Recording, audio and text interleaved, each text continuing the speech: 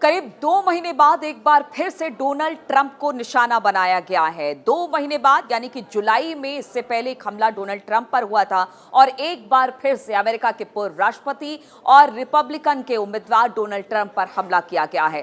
Golf खेलने के दौरान करीब 250 से 400 मीटर की दूरी पर उन पर हमला किया गया। बताया गया AK-47 से उन पर हमला किया गया। वो तो गनीमत रही कि वो बाल बाल बच गए। हालांकि बाद में जिसने हमला किया उसे पकड़ लिया गया कुछ ही घंटों में। जो अमेरिकन एजेंसी है उसने पकड़ लिया। लेकिन सवाल यही उठता है कि आखिर डोनाल्ड ट्रंप पर हमला क्यों किया गया, इसके पीछे की वजह क्या है। क्योंकि जुलाई में भी हमने देखा था जब वो अपनी एक रैली को संबोधित कर रहे थे, उसी दौरान उन पर हमला किया गया था। एक 20 साल के नौजवान ने उन पर हमला किया था। इस हमले में डोनाल्ड ट्रंप के कान को गोली छूती हुई निकल गई थी। ब्लीडिंग भी काफी ज्यादा हुई थी। इस दौरान एक व्यक्ति की मौत हो गई थी, 2 लोग घायल हुआ था।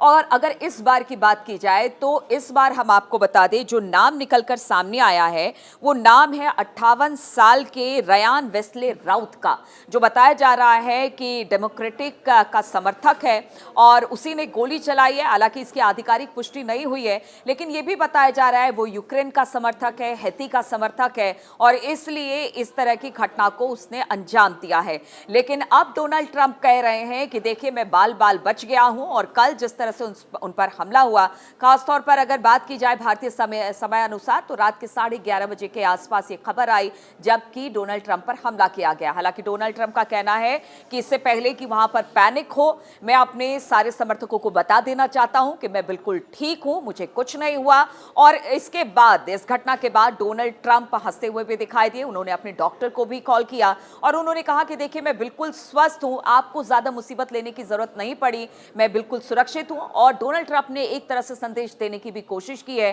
कि मुझे लोग कितना भी गिराने की कोशिश करें, मारने की कोशिश करें, लेकिन मैं अपने काम में अडिग हूं, मैं इसी तरह से डटा रहूंगा चाहे कुछ भी हो जाए। लेकिन सवाल बार बार यही है कि अब अमेरिकी चुनाव में बहुत कम वक्त रह गया है। नवंबर के महीने में चुनाव वहां पर होने हैं, इलेक्शन वहां पर होना है। कमला हैरिस की बात की जाए वो उनकी प्रतिद्वंदी है और इस वक्त अगर दोनों के पलड़े को देखा जाए तो बताया जा रहा है कि दोनों बराबरी पर चल रहे हैं। लेकिन जिस तरह की डिबेट पीछे हमने देखी कमला हैरिस और डोनाल्ड ट्रंप के बीच में, उसमें कमला हैरिस कहीं आगे निकलती दिखाई दी है। हालांकि डोनाल्ड ट्रंप का कहना है कि उन्होंने अपनी बात रखी है, जनता उनकी बात को सुन रही है, उनकी रैलियों में लोग आ रहे हैं और ये जो रैलियों में जो लोग आ रहे हैं वो उनके समर्थन में आ रहे हैं, यानी उनकी जीत आगे आने वाले समय में होगी। यानी कि एक बार फिर से वो इन सब घटना के बाद भी आश्वस्त हैं कि जो आगे आने वाले समय में राष्ट्रपति बनेगा अमेरिका का वो डोनाल्ड ट्रंप होगा।